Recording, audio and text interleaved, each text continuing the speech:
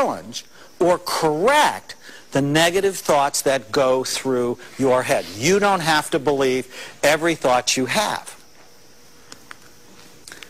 People who have problems in this part of the brain tend to isolate themselves.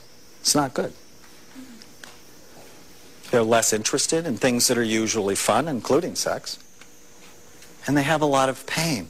And it's so interesting that people with pain syndromes often have depression, and treating their depression often helps their pain. One of the great supplements that I often recommend, it's called SAMe, works not only for depression, but also for pain. Isn't that interesting? So how do you help this part of the brain? All right, I know I'm stuck on this, but exercise, and exercise is truly amazing. There was a head-to-head study recently comparing Zoloft, one of our great antidepressants, it's a really good antidepressant, with exercise. At the end of 12 weeks, they were equally effective. That's pretty cool. At the end of 10 months, exercise blew the socks off of Zoloft. Now think with me for a minute. At the end of 12 weeks of taking an antidepressant, okay, if it works, you're less depressed. But also 60 to 80% of people now have sexual side effects, right? I mean, these medicines have side effects. At the end of 12 weeks, you're less depressed. And you have a better body. So you're actually feeling a little more sexual. Exercise is critical, at least 4 times a week if you're depressed. And you're like, oh, I can't do that. But the more you do it, the more you can do it. Fish oil. It's amazing for this group. Why? Because fish oil has in it something called omega-3 fatty acids, found to be low in depression and low in people who try to kill themselves. Taking fish oil in a number of studies has been found to help balance out your mood. And people who live in the countries that eat the most fish have the lowest incidence of depression. Isn't that interesting?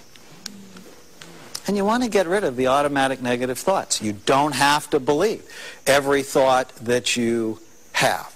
And so in my office, I actually collect anteaters, right? Just to remind myself, you know, if I'm feeling sad, if I'm feeling mad, if I'm feeling nervous, I write it out. And then I talk back to it, right? You don't have to believe every thought you have. How many of you were good at talking back to your parents when you were teenagers?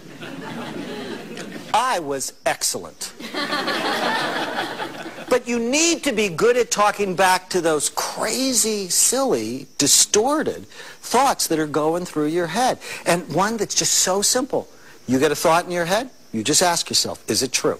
Can I absolutely know that this is true? And so often, when you're feeling bad, your thoughts are lying to you a lot. Now, if needed, there are natural supplements or medications that can be helpful, which I talk about in the book. Now, in this segment, you can see my approach is really different.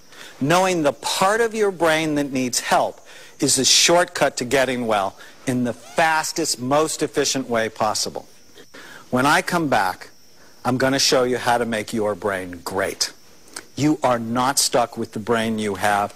You can make it better, and I'm going to show you how, including how to prevent Alzheimer's disease. And I'm not kidding. See you in a minute.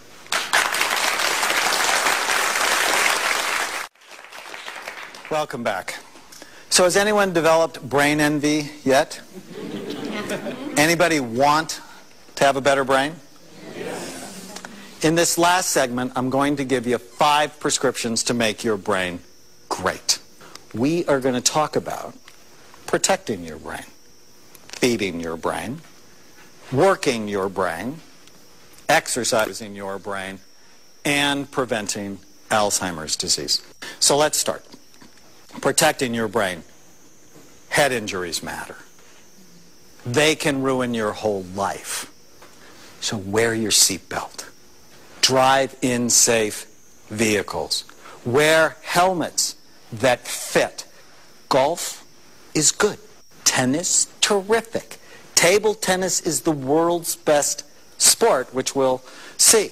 Head injuries matter. Protect your head. Avoid toxic substances. Alcohol, drugs, nicotine, too much caffeine, toxic fumes, And many medications, especially pain medicines and anti-anxiety medicines, are not very good for your brain. And make sure that you get enough sleep. Remember, less than 6 hours a night is associated with decreased blood flow to your brain. And anything that decreases blood flow to your brain prematurely ages your brain. You want to feed your brain right. I call this eat right to think right. You are what you eat. Literally. Your brain makes itself new every couple of months. A healthy diet is essential to healthy brain function. Now, the best brain diet is made up of lean protein, good carbohydrates. I call these complex carbohydrates that are also low glycemic. You probably heard the term low glycemic. That means carbohydrates that do not raise your blood sugar. So think green leafy vegetables or vegetables in general, and decrease bad fat, like trans fats. But not all fat. Did you know that 60% of the solid weight of your brain is fat? So that if somebody calls you a fathead, say thank you.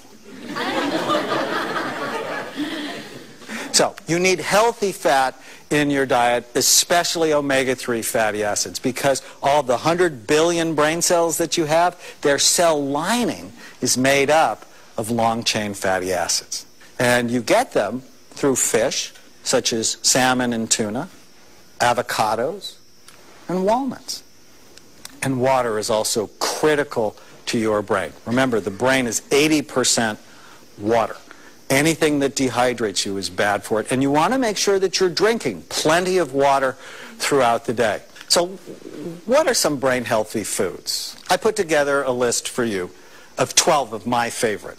And the first one's avocados. Why? Because of the omega-3 fatty acids. But this does not mean you can have a ton of guacamole.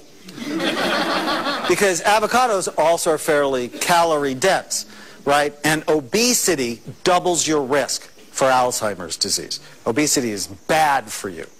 Okay, but a little bit of avocado is great for you, as are blueberries. In fact, I call these brain berries because they're loaded with antioxidants and they have fiber. Broccoli, because it has folate, very important vitamin for your brain. Green tea.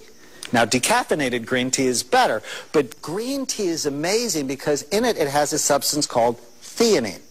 And theanine helps you relax and helps you concentrate at the same time. So it's sort of like the perfect supplement. And people that drink green tea on a regular basis have a lower incidence of Alzheimer's disease. Oatmeal, because it helps balance your blood sugar. Oranges for vitamin C. Red bell peppers. Did you know red bell peppers have 3 times the level of vitamin C as green bell peppers? Salmon for omega-3 fatty acids and great protein. Spinach for the B vitamins and helps balance your system.